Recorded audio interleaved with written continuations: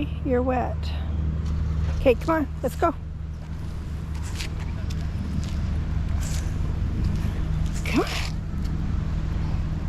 Let's go see Daddy.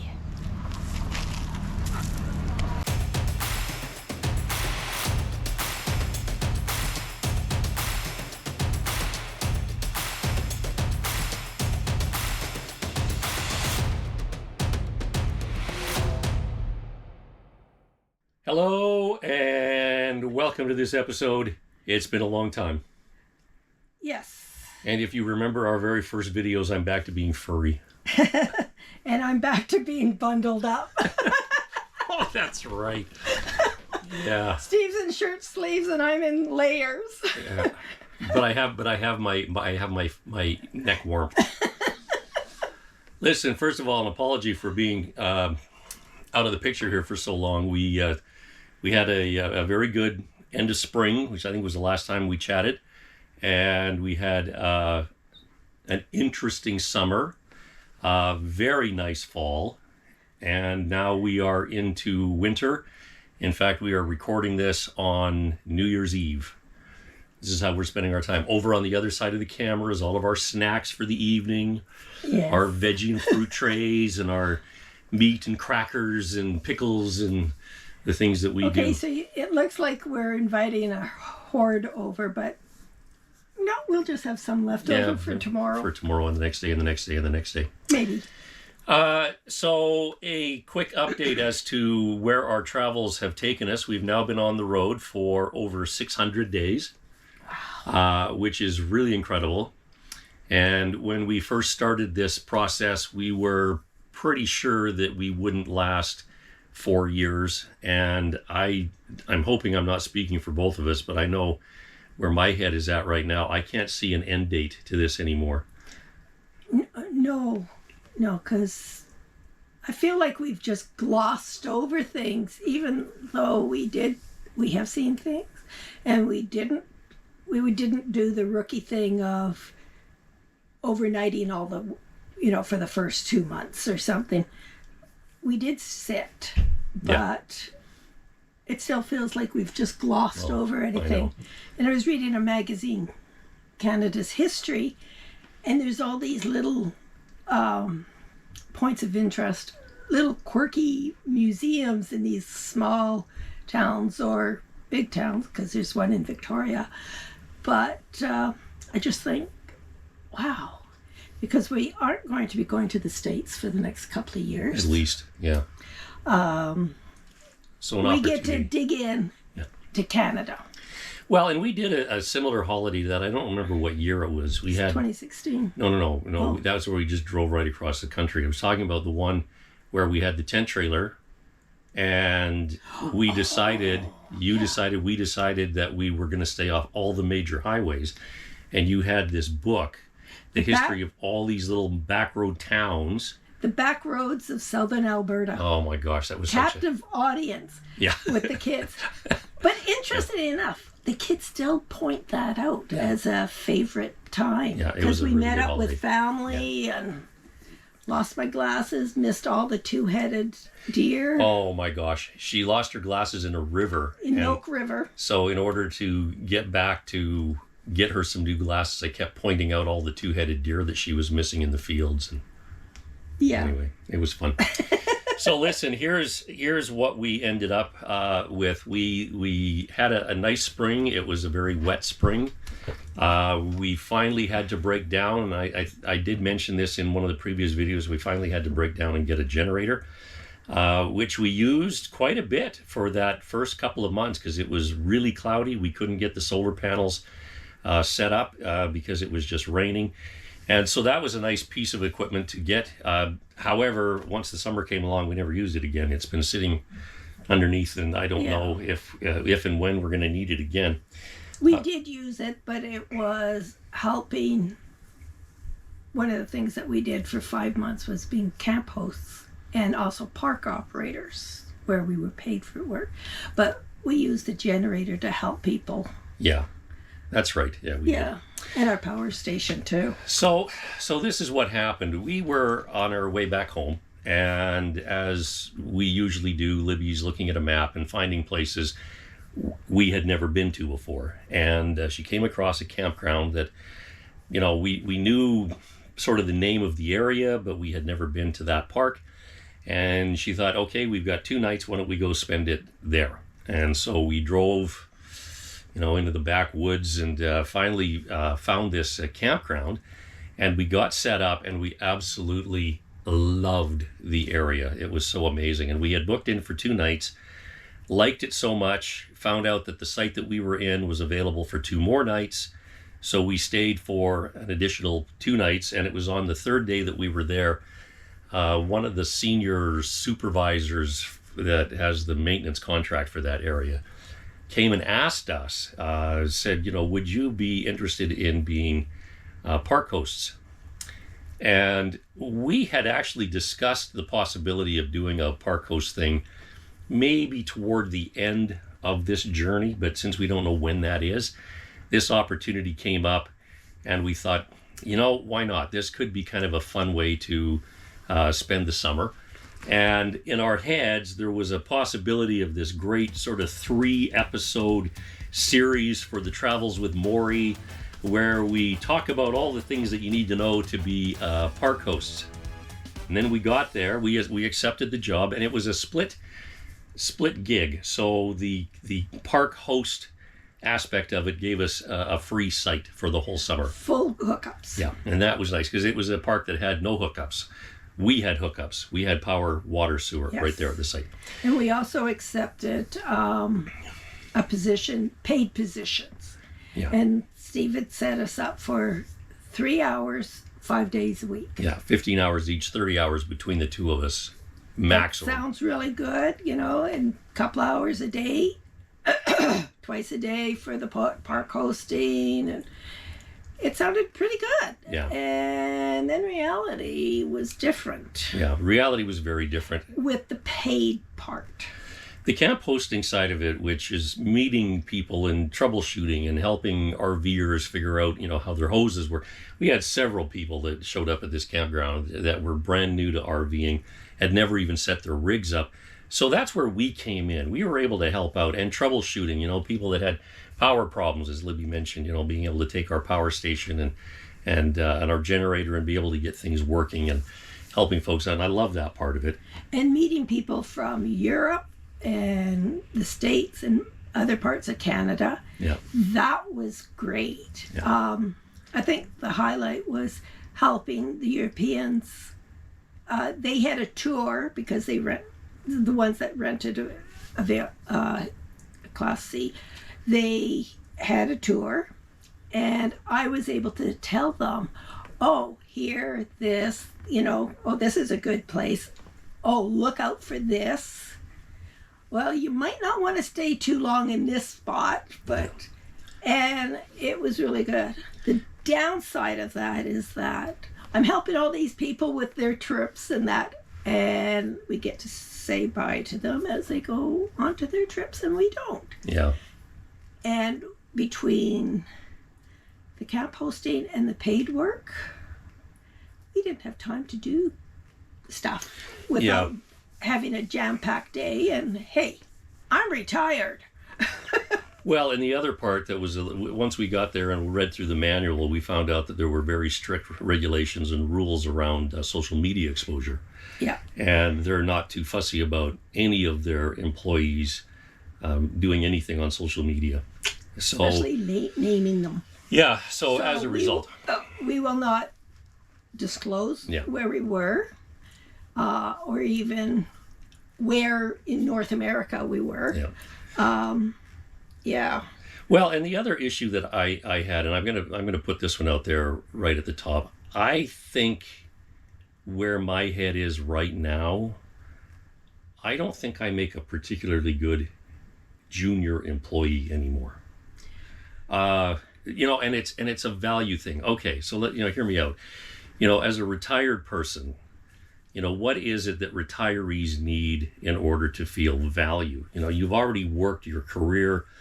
Many of us are at a place where we were kind of at the top of our careers. You retire, and now suddenly you're retired. Okay, So when you go into an opportunity where you get to do things to help people, that value comes, from being respected. It comes from, knowing that you have wisdom that you bring with you, that you have knowledge that you bring with you, that you have experience that you bring with you. And I kind of sense that none of that mattered to these folks. And I mean, I'll give you a small example. We had been there for 2 weeks, and my job was cleaning sites, making sure the sites were ready for the next campers to come in, cleaning bathrooms. There were, a combination of pit toilets and flush toilets, but you had to, go through and clean this up. Well, I'm on my way up to some of the bathrooms at the far end of the campground, and the garbage bins were full, and some campers had left their garbage outside the bins because there was no room for them. And the crows had got into them, and there was garbage everywhere. I mean, the roadway was just completely littered, and it was spaghetti. Yeah, spaghetti noodles and baby diapers and leftover food and just garbage everywhere. And it took me over an hour to clean that up. And I finally got it all cleaned up and realized there was no place to put, the now new bag of garbage because the bins were full. So I decided I was just going to empty all the bins. All the bins in the entire campground were full. So I emptied out all the bins. I got all these big bags of garbage in the back of the truck, and I take them over to the compound to throw them out. And our manager came out and chewed me out. Was very upset that I was doing a job that was not on my list of duties. And I kind of, sloughed it off. I thought, well, it needed to be done, so I did it. Doesn't matter whose job it was supposed to be. And then the next day, the same thing happened. The bins were full before noon. And I thought, okay, well, I don't want to run through the same thing I had the day before. So I cleaned all the bins out again. I took all the garbage out. And again, when I took it back to the compound to put it in the great big bin, I got chewed out again because... And you can't have your underwear too twisted 2 days in a row. Yeah. So I finally ended up finding myself in a bit of an argument with somebody who says they have been in the business for 35 years and I'm 2 weeks in. Why is it that I'm having an argument with you about how often garbage bins need to be emptied? So it just didn't make sense to me why she'd be so twisted out of shape over having somebody empty garbage and it's not on your list. So I finally said, you know what, I get a feeling that you may have all of these years of experience in this area, but I get a feeling that you've never actually been a camper. Like you've never actually camped. You may work in a park system, but do you really understand the mentality of campers? And I went through it this way. So, the checkout time is 11 o'clock in the morning. And what is the last thing campers do before they leave a campground? They throw their garbage out. Yeah. That's it. Everything's packed up and we chuck our garbage. And I said, then check-in is 1 o'clock in the afternoon. And so after the campground is set up, what's the first thing that we do? And she went, oh, well, you're going to go explore. You're going to go hiking. And I went, no, the first thing I'm going to do after we're set up is get rid of my truck garbage. And what I described that as is if we have been traveling for more than 2 hours, there's a guarantee that we've had snacks on the trip. And so it's sandwich wrappers and, whatever, empty bottles, whatever. And I said, I'm not going to leave that in the truck. And so we get set up and then I, get all that gathered up. And the first meal after we get into a new campground is usually something that we've either picked up fresh or that has been in the cooler that is now thawed that needs to be used. So I can guarantee that first meal after we've set up, there's going to be a lot of garbage. So there's 3 times in the day that I know as a camper that we visit garbage cans. We dump our garbage when we're leaving. We dump our garbage after we've set up and after meals. And so my theory around this is that the garbage is needed to be checked after each one of those 3 times and emptied anytime they were getting close to full. And so what sort of came out of this is I started to realize that there's a lot of experience here, but it's experience that has never been tested. They've never tested this to say, well, is this the right way to do things? You've always done it that way, but it is the right way. And no reflection on, is it still working? Yeah. So by mid, I think 6 weeks. I think I lasted 6 weeks, and I was ready to go. I was Oh, done. you lasted longer than I did Yeah. because I said 3 hours a day, and I started noticing because all I was doing check-ins. I wouldn't want to clean. I could not clean a pit toilet or I could clean the pit toilets. I couldn't clean the flush toilets.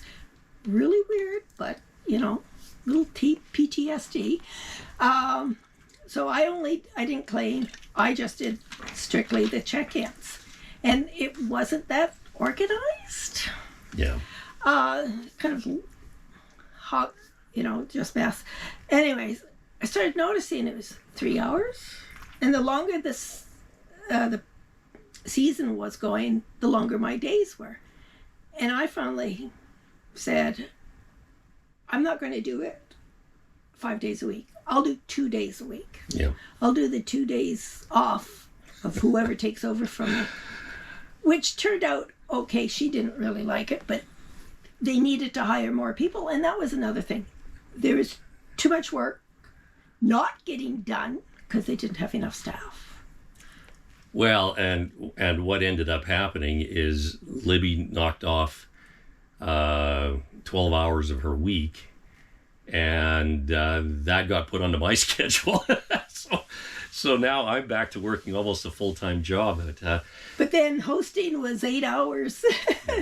Because I just did a lot of hosting. Yeah. And I mean, I love the hosting. I mean, I'd have kids that come by. Oh, my popsicles. Oh my gosh, I was the most popular guy in the campground because we kept popsicles. Libby and I would go out on our day off, and we'd buy 2 or 3 boxes of popsicles, and leave them in the ice cooler. Because we sold ice. And whenever the kids would come by, I'd make sure that they went away with popsicles. So I was very popular. But even more than that, kids would come up and ask me where are the best places to go fish, and I'd go, well, I'll take you, but just bring your mom or your dad with you because we'll make this a family affair. But several times in the summer, I was taking families and on my time off and going and showing them the best fishing holes. But here was the thing. After 6 weeks, I said to Libby, look, I'm ready to go. We had committed to stay for the full season, but I was ready to go. But she didn't really want to leave them in a lurch, and she just implored me. 50-50. Just said, look, why don't you just take a walk with Morrie and go figure out a way to turn this into a creative venture. However that works, whatever you need to do, go figure it out.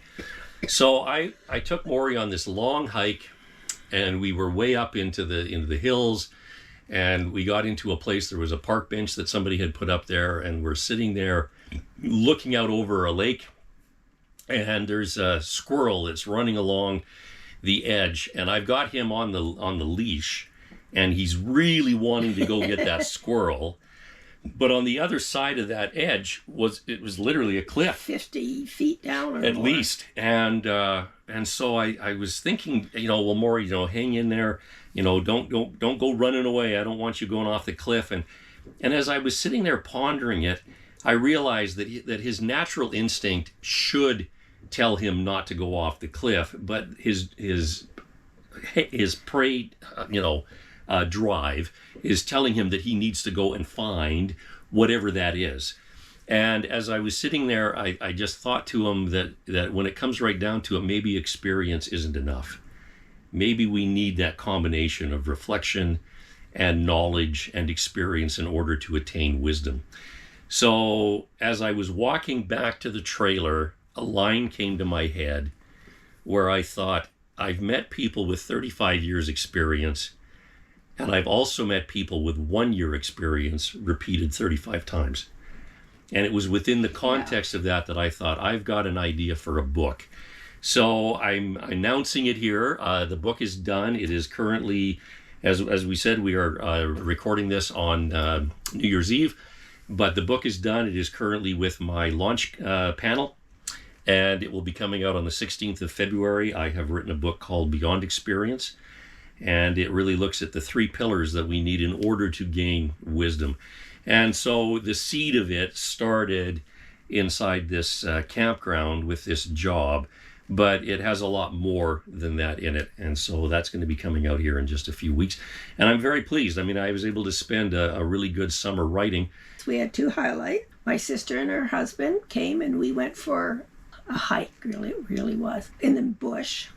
And the next highlight was our son and his family came. So we had some grandkid time and sat on the beach. And fishing with the grandkids. Yes. Yeah. And who caught the fish and with what? Oh my gosh. What? So our youngest fishing rod. Our youngest grandson, who had never been fishing, was just 5.5. Yeah, and so his mom bought him a Paw Patrol fishing rod. One of those plastic, yeah. And the older one had one of my old ones, actually. Had a real fishing rod. Has a good fishing rod. And I had mine, and we went down to one of my little favorite spots that I had discovered that had a lot of smallmouth bass. And I thought, well, this will be great. Well, the little guy doesn't even really know how to cast, so he's asking his dad, our son, is this how you do it, Dad? And he throws it out, and he's reeling it in, and he goes, Dad, I think it's stuck. No, it's a fish. And so he brings it in. He's got a nice little fish, and they ate it. Yeah, we kept that one just so that they could have a chance to have some fresh fish. And but he outfished us. Yeah, he outfished us all. The next time we went out, we all caught fish, which was really good. But I just thought that was so funny, him and his little paw. And in fact, actually, after his third one on that night, he finally just said, I'm bored. It's like every other cast, he's bringing in another fish. But yeah, there was some really good highlights, and we're glad we did it. So Here's the thing. I think if we were going to now say we're not going to be doing episodes on, becoming a camp host, what it comes down to is this. If you're in an area that it is completely volunteer, we'd highly recommend it. If it's something that you can get the site for free, it is something that is good when you can be of service and help other campers. If you are retired and all of a sudden they're offering you paid stuff, just recognize that your value to them is may or may not. Yeah, it's a good possibility that it's whatever dollar per hour you're making so that you can go clean sites and clean toilets. They may not really recognize what you're bringing to the table, so just be aware. And I don't think we would do it again unless it was just plain volunteer. Yeah, I wouldn't do a paid work again. And I wouldn't do it for 5 months. I would do it for maybe a month. Well, and I like the way the system in the U.S. is set up for their camp hosts, because you get into a system and then they move you around. So you're going to be at this site for 2 to 4 weeks, and then they're going to move you to another place for 2 to 4 weeks. And where we are in Canada, it just depends on which province you're in as to, what kind of work you can do, whether it's all volunteer, whether it's, combination, whether it's paid work. Whether you're actually working for the park itself or whether you're working for a contractor. There's a lot of variables, and here it's more common that they would ask you if you want to be here for the season. And we've met several other camp hosts that have said the same thing. It'd be nice to be able to move around a little bit, but it's just not the way the system is built. Yeah, even in the States, you could stay for a month or 2 weeks or a week doing this stuff, but and it was just too long. Yeah. So for us. After that was done, we moved on. We spent some more time with grandkids, and then we decided to, and we actually had made this decision back in February. We'd already mentioned this in a previous episode that we have decided to stay in Canada. Yeah. So back in February, when we were down in Arizona, we actually booked 5 months at the place that we are at right now. And so we are spending the winter in Esquimalt. It is connected to Victoria, British Columbia, and so we came out to BC, and we're spending the winter here. And so far, I mean, we've been here since the 1st of October, and we've had 2 days where the temperature got down to freezing. Most of the days it's above freezing. Today it was 10. Yeah, Celsius. Yeah. And it was what I call a no rain day. I chose this spot because in Western Canada, this city area, Victoria area, has the least amount of precipitation and the warmest temperatures. Yeah. Like even Vancouver, which is rainy, or even further north of Victoria, it rains more and it's colder. But there's a little microclimate here that I love. And even when it's raining, it's not gray, that depressing gray.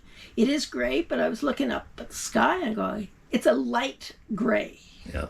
And on a day that has rain, not the atmospheric river. Oh, yeah, they call them atmospheric rivers. Like when a downpour for a couple of days. Oh, my gosh. Usually the rain it'll rain, light rain, off and on during the day. And in between, either it lightens up or the sun comes out. And there's bike trails, there's bike lanes, there's shared roads, I can bike just about anywhere. 6K in one direction, I get to a major shopping mall, and I go along what's called the Galloping Goose Trail. And there's an E&N railroad trail and walking. I've taken tons of photos. Yeah. I think one more thing that I would like to toss into this one is there was really no concept about what it would be to go and sit for 3 or 4 or 5 or 6 months. Then the winter came along and we ended up, as you know, staying in Arizona last winter. And that kind of turned us off from just being in one place for a long time. But I think it was largely because there wasn't a lot to do in that area. I mean, my bike, the tires were too narrow, thick gravel, dirt roads. Sand. It just, even the road to the next little town wasn't that safe because it's a 60-mile-an-hour road. But people are going 70, and it's narrow. Yeah. Staying at the campground for the entire summer, I didn't mind it because there were lots of people, there was lots to do. Lots of trails, but I went in, we used to go both times, and then it just dwindled down to just me going in to do the laundry and the groceries and return the bottles, and because we drank out of water bottles because after being sick, we didn't want to trust it. Yeah. But here, I mean, we've been here now for 3 full months, and that time has just disappeared for me. Like, it's just gone. This place in particular, because, I mean, it's, end of December, and I'm walking around in a t-shirt. But more than that, there's so many places to take Morrie for walks. There's so many little off-leash areas that are all over this place. There's points that look out. One of my favorite locations is a place called Macaulay Point. And when you're standing there, you're looking across a bay, and on the other side of that bay is a mountain range that is actually part of Washington State. So there's just lots to see. We're within walking distance of groceries, so we hardly ever take the truck out anymore. Lots of places for Libby to cycle, and Libby and Morrie and I get out for massive walks. And it's only 4K to downtown Victoria. Yeah. And you walk along the bay the whole way, or you can take a major roadway. It's really nice. Yeah. Okay, and Morrie is doing great. He's almost 9. Oh my gosh. But he is a star around here. Everybody loves meeting our big dog.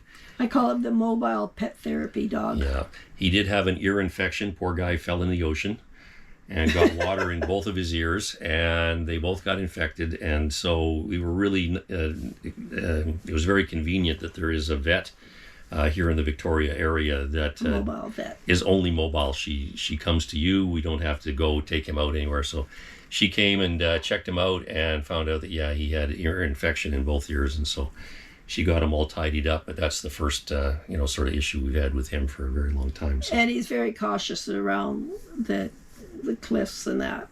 Yeah. He checks to make sure that there's actually ground under that water. Yeah. Yeah, after falling in the ocean, that is really actually quite funny. When he goes up to the side of things now, he'll paw it to make sure that there's something underneath there before he walks in. Hey, bud, did you want to come say hi? Come here. Come here. You're just staring at me. He's kind of probably sensing that there's going to be fireworks. Yeah, he doesn't like fireworks, and it is New Year's Eve. Okay, that I think wraps up our episode. Oh, you did decide to come over here. Here, come and say hi. No, come and say hi. Come and say hi. Come and say hi to your... When he doesn't want to move, he doesn't move. You say hi to your people. No, not going to say hi. Okay. Well, that's it for this episode. Thanks very much for joining us, and thanks for your patience while we got life figured out before we got this episode up. So take care. We'll talk to you again soon.